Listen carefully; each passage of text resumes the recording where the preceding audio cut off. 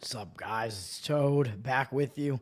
Welcome back to Better Off Dead. It is January 14th, Tuesday. 1-0 last night. As yesterday, I didn't have any plays on the show in the morning, but then hopefully you saw my short. The few people who follow me, I put out a short saying I am actually going to just throw a play on the Rams after I definitely confirmed that some professionals were on that side. And a couple of the things that I heard, basically, the clincher was that I heard that the Rams were taking their families along with them for that trip, and they'd been out there for like 5 days going into yesterday. So I was like, oh, okay. Like, they don't have to worry about their families being in the fires and whatever. They're taking them all with. So that's actually going to be like a super motivator. Like, sometimes I talk about the dad trip in the NHL where the teams will take like this 2-game trip, or the players have their fathers go along with them, and that tends to be a huge motivator. So this was like that on steroids, basically. So got the win on the Rams. Still a little bit down on the year. I mean, I want to turn this around. College basketball has been a disaster. So what do we do when that's the case? Well, we have 4 college basketball plays. How about that? And then I will have 1 NBA play and 2 NHL plays today as well. Let's talk about college basketball, man. There are a lot of pretty good college basketball games on today on this Tuesday card. There is a lot of MAC action, which I probably just won't even bother really talking about the MAC. It's not really that interesting when all these other big conferences are playing. Villanova at Xavier is the early game, early-ish, I guess, at 6:30 p.m. Eastern. Big East matchup here. Xavier up from 2 to 3, 83% of tickets, 92% of the cash. So it does look like the money is coming in, pushing the line up on Xavier. I mean, I might agree with that, because looking at these records, you're going to be like, well, wait a minute. Villanova has the better record, and they're an underdog. So it almost looks kind of tempting, I think, to take the points with Villanova, as Villanova is also kind of the bigger name. And, Villanova's back now, man, because they just beat UConn a little while ago. And, of course, I faded Villanova on Saturday, and that was one of my wins. St. John's turned it on late and pulled way ahead late in that game and got the win for me there. It was a letdown spot for Villanova. So in a way, it looks like, well, is this a bounce back spot for Villanova? But I don't know, because now they're having to go out into Cincinnati, which is where Xavier is, and play a second straight road game. So I don't really think it's the easiest spot for Villanova. And Xavier coming off a win over DePaul that kind of broke this losing streak here. So they're not really in a bad spot. So I might slightly lean with where I see the early money coming in here to the Xavier side in that one. Mississippi State at Auburn. This is one of my plays. I'll just throw it out there right now. Auburn minus 7.5, or I don't know if you can get 7 on this. This is number 15 Mississippi State at number 1 Auburn. And we have a few things going on in this game where I like the Auburn side. Mississippi State, they're coming off a huge game against Kentucky, and I know Auburn is also a huge game, although they're having to go out on the road here, and their only conference road game so far, yeah, it was a win, but it was against Vanderbilt, and obviously Auburn is a totally different animal than Vandy. Even though Mississippi State, they've been playing well, that was a good win over Vandy. But when you're rolling like this, you have this long win streak. Mississippi State hadn't lost a game since their first loss of the season against Butler way back earlier in the season in out of conference play. Now they suffer a loss, breaking this huge win streak. I think this is a type of loss that can hang you over, especially when it was a huge game against Kentucky. And this is a close game, man. I mean, Kentucky had a couple of big leads in this game. Mississippi State refused to go away, came back in the second half twice, actually, retaking the lead one time, getting back to within 1 point with 2 minutes left. I watched the end of this game, and it was a hard-fought battle. So Mississippi State's having to play multiple huge effort games in a row, and I just don't know they're going to be able to sustain it, especially with travel. Then you look at the Auburn side. Auburn, I think, is going to be in a focus spot here, because they just had a pretty ugly game at South Carolina, which they're off a big win over Texas. They had this Mississippi State game up next, so it wasn't really the easiest spot, and it was a second straight road game going to South Carolina. Auburn laying 16.5 points in this game. They were losing at the end of the first half.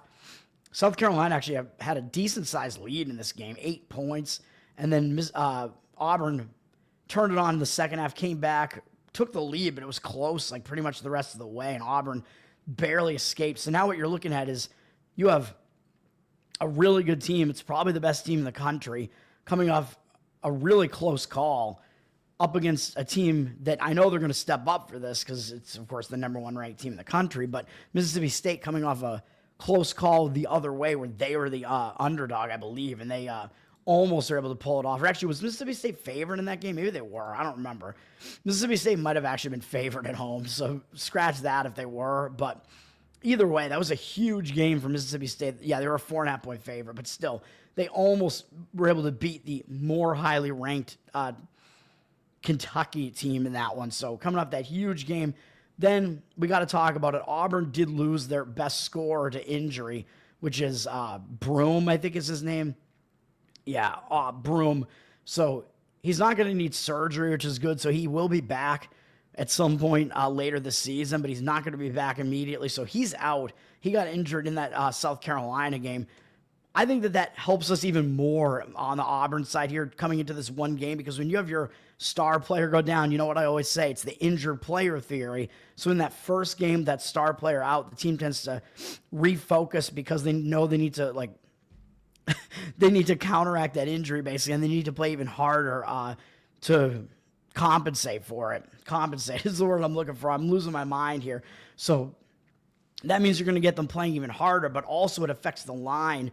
So the line also gives you more value on that side. So in that first game, that's the way you want to look. And it looks like Auburn was going to be a 10.5-point favorite in this game if Broome was playing, and instead they're 7.5. So I think we're getting value here. And KenPom actually has this line, I think, at about 13 or something. So I think we're looking at some pretty serious value, and the situational spot sets up really nicely to play on Auburn and to fade Mississippi State here.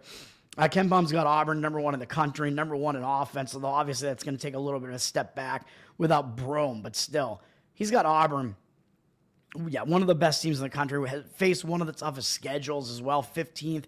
Mississippi State, not quite as good, although they're certainly good, but Auburn's just better all around. Mississippi State's faced a bit of a weaker schedule as well. And we're looking at a situation where both teams play almost the exact same tempo as well, so there won't be a tempo collision or anything like that there. But, yeah, I think you're getting value on the price with Auburn there, so I'll lay the points with Auburn in that one. Then we got Ole Miss, Alabama is another ranked matchup, 21-4. Number 21, Ole Miss. Number 4, Alabama, I should say. Ole Miss coming off a win over LSU, which was just kind of, yeah, I mean, it's the type of win where it's almost like you're going through the motions a little bit, I think, because I think they could have been potentially looking ahead to this Alabama game. So Ole Miss, yeah, they're going to be focused coming into Alabama, showing up for Alabama. Alabama, they're coming off a bigger win over Texas A&M, man. I mean, that was a top 10 ranked matchup against Texas A&M, a pretty tough game. Texas A&M will get a bit physical with you. They get a lot of rebounds. Pretty big win for Alabama, and they have Kentucky up next in 4 days. So even though Ole Miss is ranked, I think it is possible Alabama somewhat overlooks this game. So I would look to take the points with Ole Miss in this one. And Ole Miss actually has been playing better defense now with Beard having been there for a couple of years. He's finally been able to implement his system. I mean, Ole Miss, after he first got there, they were terrible defensively, but now they're actually pretty decent defensively, and they're way better than Alabama defensively. Alabama, yeah, they're probably the best scoring team in the country, even though I did just say, Auburn's number one in offensive efficiency, but Alabama, they run really fast-paced, they go crazy, and they score a ton, but their defense is not that good. They're ranked 90th or so in defensive efficiency in KenPom's ranking, so that's not great. 67% of tickets coming in on Alabama, even though they are up from 9.5 to 10.5 with juice. 76% of the cash, however, on Ole Miss. I would agree with taking the points with Ole Miss in that one. Again, if I was going to play it, which I'm not. But the pacing collision is a little bit of a worry, I guess, if you're looking to play Ole Miss there. Although I don't think it would keep me – well, I mean, it is keeping me off of it personally. But, I would still lean to the Mississippi side. That would not have me leaning the other direction completely. Ole Miss plays slow at 200th in tempo. Alabama is one of the fastest at number 2 in tempo. So Alabama will try to speed the game up and throw Ole Miss out of their element there. So somewhat of a hesitation if you do like Ole Miss there, but I still do agree with it. Texas A&M is playing Kentucky. Number 11, Texas A&M, and number 8, Kentucky. Texas A&M, again, coming off that big game against Alabama. This is going to be another big game, but they have to go on the road to Kentucky here. That game also was a win streak ender for Texas A&M, as they had not lost a game since, out of conference play way back when they lost to Oregon. So this is another situation where you have a team, Texas A&M, they're rolling along, huge win streak, and then they finally lose the win streak. And I think they were without Wade Taylor the fourth. Is that his name? Wade whatever the fourth. Something whatever the fourth. Aqua Teen Hunger Force the fourth. I think they're still without him. I don't know if he's coming back or not, but still, either way, Texas A&M wound up losing that game to Alabama. Now they have to turn around and play again, and I think that could be a bit of a hangover spot here now, man. After that loss, losing that long win streak in a big game where you step it up. They only lost by 6 points. Tough game. I mean, they were losing by more than that for a lot of this game, but they didn't go away. They came back. It was a full effort for A&M. Kentucky, on the other hand, as I said, they played pretty close to Mississippi State and wound up winning the game, and you could consider that to be an escape, but that game I just think was a tough game for both teams, so I don't really want to play Kentucky either, playing 2 straight really difficult games. They do have Alabama up next, so I don't know if that's going to be cause to overlook A&M. I don't think they're going to overlook A&M, but it's just Kentucky's playing, a couple of difficult games in a row here, so it's difficult to gauge this game. Both teams kind of in difficult spots, coming off difficult games. Kentucky is up from 5.5 to 6. 60% of tickets on them, but 78% of the cash on A&M. Up through the 6.5, or 6 with juice, really. But it looks like the money early on is coming in on the A&M side. So that's where the market indicators are. But I don't know. It's tough for me to even pick a side in that one, man, because both teams are in kind of bad spots. So it's like, which side do you actually lean to? It's almost like pick your poison. Like, you're probably getting a little bit of value on Texas A&M, though, because Kentucky is a little bit overrated still at number 8, so the line value is probably on that side. But then again, when both teams are in bad spots, potentially you kind of want to look to the home team in some ways, or the team that may be the better team, which is also Kentucky in this case, slightly. Texas A&M, KenPom does have them at 15th in the country. He actually has A&M as the better team over Kentucky, so that means you're getting line value on Texas A&M. That line is definitely too high if you think Texas A&M is the better team in this game. But I think, I think it's because of Davis being out, though. I think that's why the line is that high on Kentucky, so you do have to account for that injury to some extent, so probably 6.5 is only about 2 points, maybe a little bit too high in that one, 1.5 maybe. Kentucky does play really fast tempo as well, and Texas A&M does not like to play that way. So the pacing collision also, Kentucky, if they're able to control the pace, that will help them as far as they're concerned. Illinois, number 19th in the country, is only laying 3.5 at Indiana, so that line looks almost too easy to lay the points with Illinois, laying 4 points there. So in that game, I would probably look to maybe take the points with Indiana, even though I do think they're overrated. But Illinois is kind of in a bounce-back spot coming off a pretty ugly upset loss to USC, so I don't know about that. Even though they do have Michigan State up next, it's still a big game whenever you go in and play Indiana, so I don't know that I would actually want to fade the Illinois side here. And Indiana's off a really ugly loss at Iowa, though, so that was a really bad-looking loss, so they're going to be in bounce-back mode as well. So both teams kind of in an embarrassed situation coming into that game, so that's interesting as well. So then it's kind of like you want to just kind of look to what the line is telling you almost, which could mean that you want to lean to taking the points with Indiana.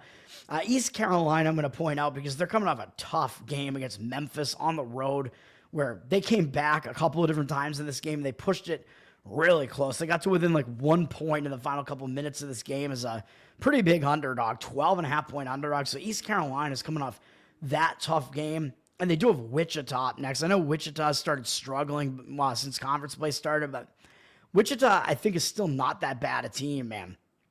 So, I mean, that could be a little bit of cause for a look ahead, although North Texas also is a pretty good team in this conference. So, I don't know that East Carolina is really going to overlook North Texas, but East Carolina coming off that tough game against Memphis could be a tough spot for them. North Texas, I mean, they did just crush Rice, so they may be feeling a little bit high on themselves, but still, they don't really have any big games surrounding this one. And North Texas is pretty battle-tested, having won against Minnesota on the road, lost close to McNeese, beat Oregon State, lost close to Utah State, close loss to High Point on the road, and then close loss to Memphis on the road. So this North Texas team, definitely not bad. The McNeese game was also on the road. So I would lean to North Texas in that game. I mean, they're definitely the better team. They face a more difficult schedule. And East Carolina may not be able to sustain an effort like that multiple games in a row, especially as the inferior team. North Texas does look like they're down from 4 to 3.5 in that one, though. So maybe slight hesitation looking at that one. St. Louis VCU looks like it's going to be a decent matchup in the A10. St. Louis coming off beating St. Bonaventure. That was a huge win against St. Bonaventure, who was like a one-loss team for a little while. But St. Bonaventure kind of showing us that maybe they started the season a little bit overrated. But now St. Louis is the only undefeated team left in the A10. Sitting atop the A10, having to go on the road to face this VCU team that actually is probably the best team power ratings-wise in the Big Ten. So I think St. Louis might be up against it in this one, man. I mean, people are going to look at this and think the line looks too high, I think, especially seeing what St. Louis has done recently, and think that this is going to be a competitive matchup. And like, wait a minute, how am I getting 9.5 points with a team that's undefeated in the conference and that only has a record 2 games worse than VCU? Well, it's because VCU is the better team, as the odds makers are telling you. The line is down from 10 to 9, though, but I mean, I would probably kind of lean to the VCU side in that one personally, even though I do like Avila, man. I always got to mention him for St. Louis. Kareem Abdul-Jabbar, baby. So maybe you don't want to fade that guy, but we'll see what happens in that one. Georgetown and St. John's. St. John's is laying double digits in this one, but they're coming off a nice win over Villanova, so I don't know, like, are they going to be in a sort of letdown spot after a win over kind of a big name team in the Big East with Georgetown? I know they're a big name, but they haven't been good for a while, so are teams really taking Georgetown seriously yet? I don't know, because Georgetown playing pretty well this season. Georgetown's coming off a close loss to UConn, and kind of 2 close losses to Marquette and UConn. And St. John's, I think, is a little bit undervalued as far as like the fact that they're not ranked. I think they are worthy of being ranked. St. John's actually down, though, from 11 to 10 in this one with 60% of tickets on them, 62% of the cash on Georgetown. So it looks like the money's coming in on Georgetown, but I don't know if I'd want to grab the points with Georgetown to try to play a third straight huge effort game in a row. But St. John's is off that big win over Villanova as well. So a little bit tough to gauge there. And then Providence is having to go out to Creighton. Creighton's laying a bunch of points against them. Both of these teams look like they've taken a little bit of a step back this year. Creighton, nice win on the road at Butler in their last game. They do have UConn up next, but I don't know if they're going to overlook Providence coming into their house. Although Providence is only sitting at almost 500, only 1 game above 500. Providence just kind of escaped against Seton Hall, who's really not a good team this year. Tough to gauge, but then Providence having to go out into Omaha to face Creighton. I know they've done it a few times now because Creighton's been in the Big East for a while, but it looks like a somewhat difficult spot for Providence. Creighton is still the better team. They're up from 8 to 8.5 now, and I believe Creighton's probably going to try to push the pace in this game, whereas Providence does not want to do that. Providence wants to play ugly and slow, low and slow, low scoring and slow, whereas Creighton probably is going to want to push the pace a little bit at 121st in tempo. Providence, where the hell are they at? Yeah, they're at 290th in tempo, so Creighton definitely likes to play faster. What else? I mean, I don't know if I want to talk about some of these games. Mizzou at Florida. I mean, Florida didn't suffer a letdown last time. They beat me as they still went into Arkansas and beat them. They do have Texas up next, which I guess it hasn't determined when that game is specifically going to be scheduled yet. Will they overlook Mizzou? I don't know. I mean, Mizzou's been playing pretty well as well to start this season. They're coming off a win over Vandy, which is an okay win as well. So I don't really think either one of these teams is in that bad of a spot. Florida's laying 10.5 at home. I mean, Florida's definitely legit as well. And Florida's going to try to play super, super fast in this game, which Missouri, I mean, they don't want to quite play as fast. They're more of a mid-tempo style team there. Ohio State is at Wisconsin. Wisconsin's laying 6.5, and this one is there now ranked again after a nice win over Minnesota. They just drilled Minnesota. Minnesota not very good, but I don't know if Wisconsin's going to be feeling a little bit too high on themselves after that. But, I mean, when Ohio State's coming into your house, you know Ohio State always has a big name. They're always a pretty decent program. And Ohio State coming off a tough game against Oregon and having to quickly turn around and go into Badger territory into Wisconsin. Looks like probably Wisconsin is in the better spot. They're up from 5.5 to 6.5. 50% of the tickets evenly split and 90% of the cash on Ohio State. But I would probably lean to Wisconsin in that one. I mean, these are my early, like, quick reads, too. Like, it's tough doing this in the morning, man, especially giving out actual plays because, like, sometimes you can see, like, the market shift around, then you go, oh, shit, the market's not agreeing with me anymore. So sometimes in these daily sports, you actually want to wait longer during the day, but what can you do? And I'm putting my money on it. I'm an idiot. It's so bad, man. Let's get back to it.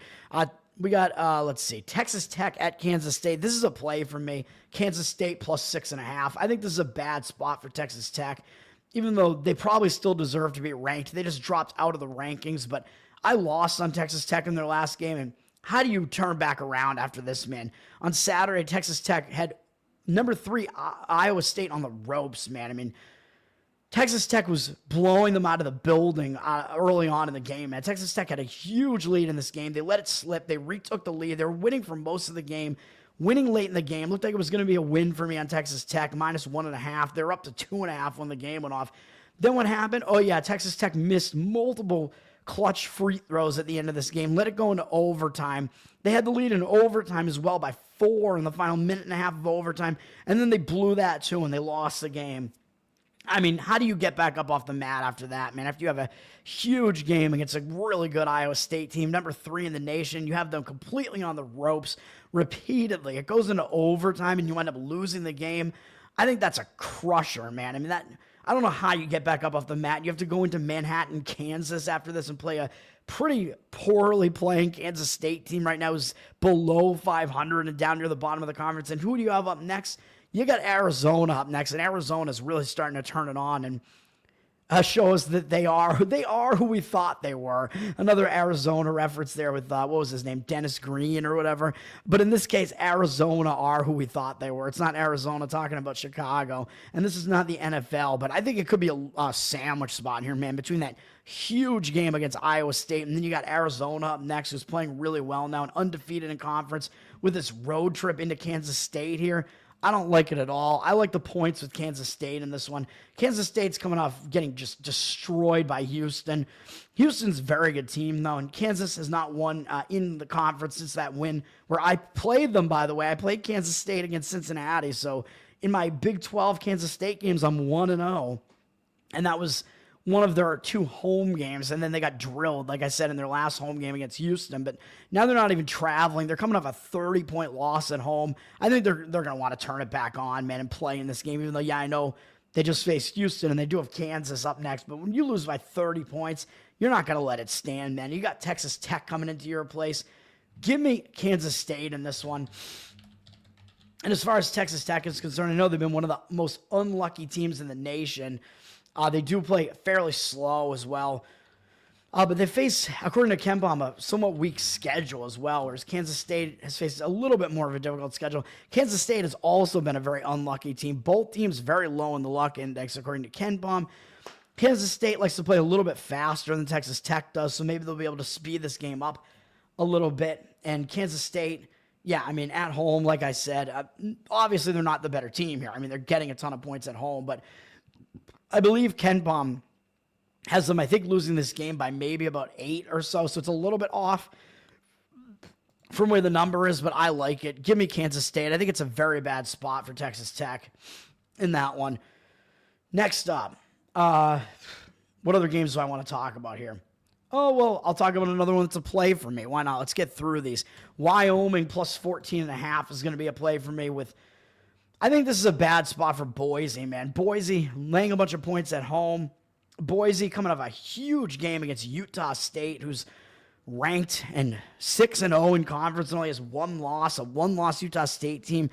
Very good Utah State team, probably the best team in the Mountain West this year. Boise took them to the limit at Utah State, man. I mean, Boise was winning most of this game. Look at that. They were winning by double digits midway through the game into the second half, up by 10. They lost the whole lead. They took it back. They were winning by 4 points in the final minute of the game, or minute and a half, and then they wound up losing right at the end. I believe they actually lost on a 4-point play right at the end of the game. Yeah, right here you can see Ian Martinez, 4-point play with 7 seconds left to flip it from a 2-point Boise State lead to a 2-point Boise State loss right at the end. Maybe some home cooking with the fouls. I mean, both these teams shot completely out of their minds in this game, too. I don't know how these teams both shot well over 50% from 3 in the game. Utah State 61.2 from the field, and Boise 52.9. That's crazy. Boise now coming off of that, now they have to step down and face Wyoming, who they already beat on the road by 9 points. And in this game, by the way, Boise was laying 7.5, and now they're laying 14.5 at home. And they did cover that. They only won by 9 in a very ugly, low-scoring game, because Wyoming will get you into ugly games. Both these teams like to play ugly, low-scoring games. But if Boise was only laying 7 on the road at Wyoming, then what justifies this line being 14.5 this time, man? It should probably be maybe around 13, somewhere in that range. So you know that there's a little bit of value going against Boise. The line's a little bit inflated. I mean, Boise coming off that giant game, and they played 3 big games in a row, really. They lost to San Diego State, who's been like the staple of this conference, only by 8 points. Then they crushed UNLV, who's a decent team in the conference at least, but totally embarrassed them. Then played that dramatic game against Utah State where they blew it right at the end on the road. Now they have to come back home, and up next they got New Mexico, who's up near the top of the conference, too, the other undefeated team in the conference. So this game is sandwiched in between the 2 undefeated teams in the conference, and Colorado State's up after that too, and they're actually up near the top of the conference right now too. So this is a sandwich spot, man, and it's a road reversal revenge spot. One of the first that I've seen of the season where you get a team who lost on their home floor and they're playing that team now on the road, getting points. It usually makes sense to go and take the points of that team, and especially when it's compounded by this being a major hangover spot and look-ahead spot, sandwich spot that Boise is in here. Give me the points with Wyoming in this one, man. And Wyoming, let me see, they're coming off a tough loss to New Mexico, sure. I mean, that was a close game for them, too. Wyoming was actually winning a lot of this game, so does that worry me a little bit? Yeah, a little bit. I mean, Wyoming did blow that game against a good New Mexico team. But now, again, I think Boise's in the worst spot. Wyoming's getting to go out on the road and play in the road reversal revenge spot here. And when you're Wyoming, you're less likely to overlook a team, man. Whereas, you know, if you're Boise and you're sitting near the top of the conference, you're more prone to overlook a team, especially if you already beat them on their own floor. So give me the points with Wyoming. I think Ken Baum only has this line, I think, at around like 13 or so it's a little bit too high. Wyoming plays very slow tempo at 317th in the country. And then what do we got for Boise? Boise, 229. So both teams play really slow. And there isn't that much of a distinction otherwise between like luck index and strength of schedule, whatever. Boise plays very slow. Both of these teams play very slow. Wyoming plays even slower, but there's not going to be that much of a pacing differential in this game. And with a slow-paced game, it's harder to cover a number like 14.5, man. So again, give me Wyoming plus the points in that one. And then looking at the market read here, we got Wyoming. It looks like the line's ticked up a little bit from 14.5 to 14.5 with juice. So you may be able to find a little bit of a better number there. This game's at 9 p.m. My remaining games are at 9 p.m. Eastern.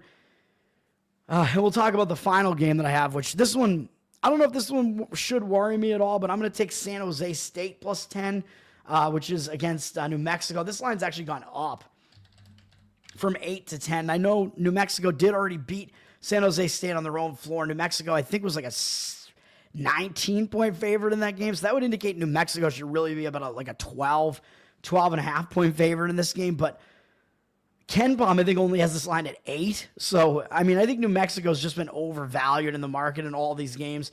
New Mexico, I know they're a good team, but look at what they're coming off of, man. They just pounded San Diego State, who, again, is a staple of this conference. And I know maybe they're a little bit down this year, but maybe, I mean, they're still a good team. They beat Houston this year. San Diego State's been a dominant force in this conference for a while. So that's a huge win, especially when you hold them to 48 points.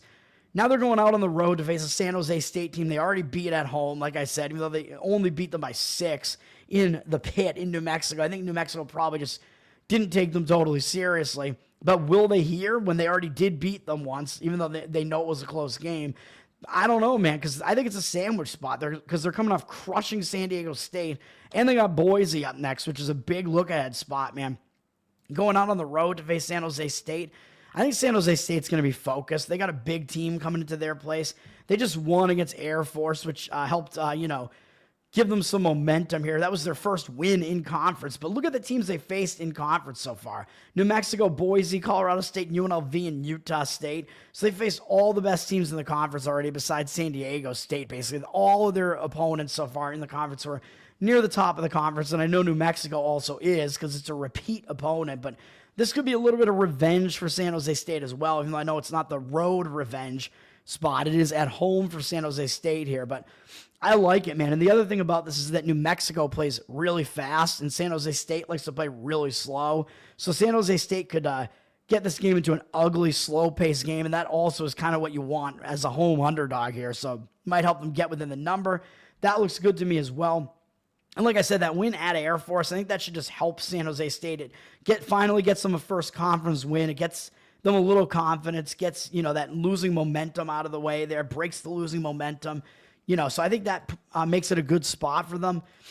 And for New Mexico, in their conference road games, they haven't exactly run away with these games. I mean, Colorado State's a tough opponent, though. They beat them by 8 on the road. Fresno's not that good, and they only beat them by 14. I mean, they're pretty bad, actually, Fresno. And then they only beat Wyoming on the road by 8 points, and that's a similar kind of style of team just because that's another team that plays slow pace, and Wyoming was really able to slow the pace down in that one. I thought that was a difficult spot for New Mexico as well. Similar spot to this one, where New Mexico was coming off that barn burner win over Nevada, and they had San Diego State up next. So this looks, and having to go out on the road, this looks like a similar spot to that, man. So San Jose State plus the points there.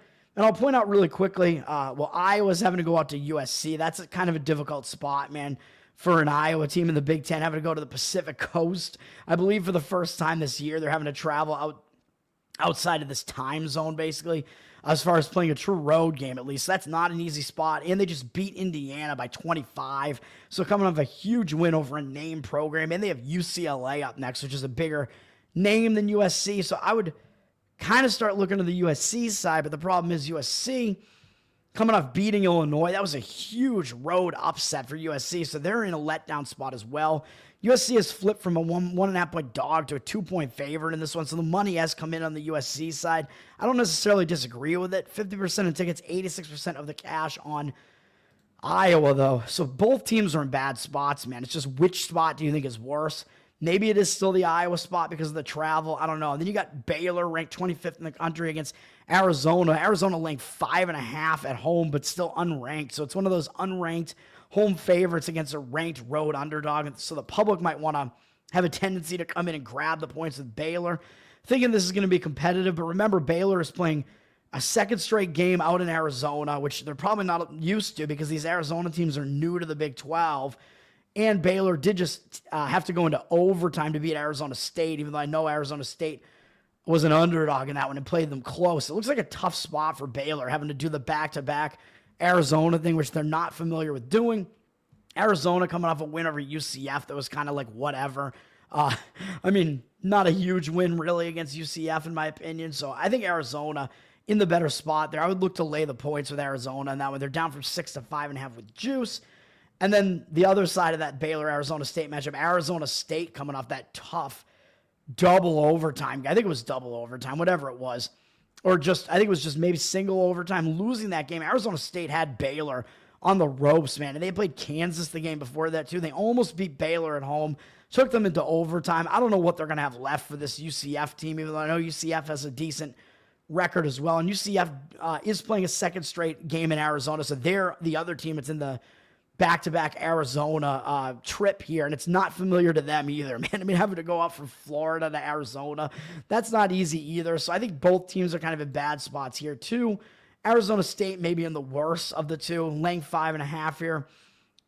My indication maybe to look to take the points with UCF in that one, maybe. And then Colorado State, San Diego State. San Diego State's down from 9 to 8.5, laying points at home. I might look that way because the odds makers are still telling you they're the better team. Public might have a tendency to come in and think this is a very competitive matchup and want to take the points with Colorado State. I mean, both teams are going to be focused for this one, in my opinion. But I think San Diego State trying to right the ship here and still prove they're the dominant presence here. And they just lost bad to New Mexico, only putting up 48 points. So I think that's going to give them a little bit of motivation as well. Let's go to hockey. Oh, man, I don't have too much time left here. Hockey, too many games here, man. Holy shit. What can I even do about this? A lot of these games aren't really that important, though. I mean, Dallas-Toronto's a big game, I guess. Toronto's down from minus 125 to minus 106 with 60% of tickets on them. 53% of the cash coming in on Dallas. So the money looks like it is coming in on the Dallas side in this one. They did just lose to Ottawa, and they're continuing this road trip up there in Canada. So that might make sense where Toronto, they're coming off being shut out by Vancouver, though. So both teams to me look like they're kind of in bounce-back spots, so I don't really know what I would want to do with that game. Philadelphia at Columbus is one of my plays. Let's get this done before I get out of here. I'm going to play Columbus at minus 115 or whatever it is. Philadelphia, letdown spot. They just beat Florida. I mean, that's a huge win. I believe, are they in a back-to-back too? I don't think they are, but maybe I'm wrong. No, they are. They're in a back-to-back, third game in 4 days, and now they're having to travel after beating Florida yesterday. Good luck with that, in my opinion. I think they beat Columbus the time they played them most recently as well. Columbus, lost, overtime at Philadelphia on December 21st. I like Columbus in this one, man. They're just kind of rolling along. They've had 2 days off, so will that disrupt their winning momentum? I don't think so. I think it'll just give them some rest, and they'll have their starting goalie, Merzlikins, I guess, back in net there. So give me Columbus in that one. They are down from minus 120 to minus 111 now, so you may be able to get a little bit of a better number on that. I like Columbus there. Florida's at New Jersey. New Jersey up from minus 145 to minus 147. This is a game I think both teams are going to show up. I mean, Florida in a back-to-back, though. They lost yesterday, though, to Philadelphia, so they have less rest, but Florida's in kind of a bounce-back spot. New Jersey did just beat Tampa, so they're going to have to put in a big effort multiple games in a row. So Florida, they are on the back-to-back, though, so it's a tough read in that one, man. So I don't know which way I would lean in that one. And then my other play is on Nashville minus 102. I know I'm going through this real fast. Rapid pace, baby. Vegas, I think Vegas is in a bad spot here. They just crushed Minnesota. Now they're having to go to Nashville. Doesn't look like the easiest spot for me. And they got Carolina up next on this road trip. I know they're starting a road trip, which is usually a focus spot. But when you're coming off crushing one of your conference foes like that, who's a good team, you got a good team up next, and you're going to face a Nashville team who's still flying way under the radar with their terrible record that is worse, that makes them look worse than they actually are. Give me Nashville in this one. And Nashville has extra time off. They returned home from a tough, long road trip in which they lost to Minnesota as well, by the way. And they returned home, and it was a tough spot for them in the return home spot, man. And they lost to a pretty good Washington team. Now they have extra days off, 2 days off here, just staying at home. And when you return home, and it's that return home distraction spot, and you don't do well in that return home spot, you tend to bounce back and do well in the next game. So it is a positive spot for Nashville in that one. Nashville, it looks like Vegas is up from minus 106 to minus 110, but I like Nashville in that one. What do I want to do here, man? Because I got to fucking leave. Those are my other plays. Let me see here. And then I got NBA. I'm going to play the Chicago Bulls minus 1.5 in that one. I'm going to skip handicapping the rest of these games for now. There's too much going on, man. I wish I could handicap every single one of these games, but there's too much going on. This is simply New Orleans just played really tough against the Boston Celtics, played them to within 1 point after beating Philly. I thought Boston was going to bounce back from that horrendous performance against Sacramento, where I played Sacramento. I laid the points with Boston in this one, and they really let me down. They barely got through that, but New Orleans playing a really difficult game like that. So now beating Philadelphia on the road, playing Boston and almost beating them as a giant underdog, now having to turn around and face Chicago on a third straight road game. I don't like it. I'm going to be on the Bulls in this one, and the Bulls just lost to Sacramento, and that was a game. Bulls are at least staying at home, and again, that was Sacramento coming off that game against the Celtics as well, and the Bulls absolutely should have covered that game. They're winning the game in the second half, so they absolutely should have covered the +4, and they killed me and missed by 1 point. That just sucks, man. That's going to do it for me. Follow the Tower Gang Podcast, patreon.com/Tower Gang, Tower Gang Tone on Twitter, and we will be with you tomorrow in the new Tower Gang. Peace out, guys.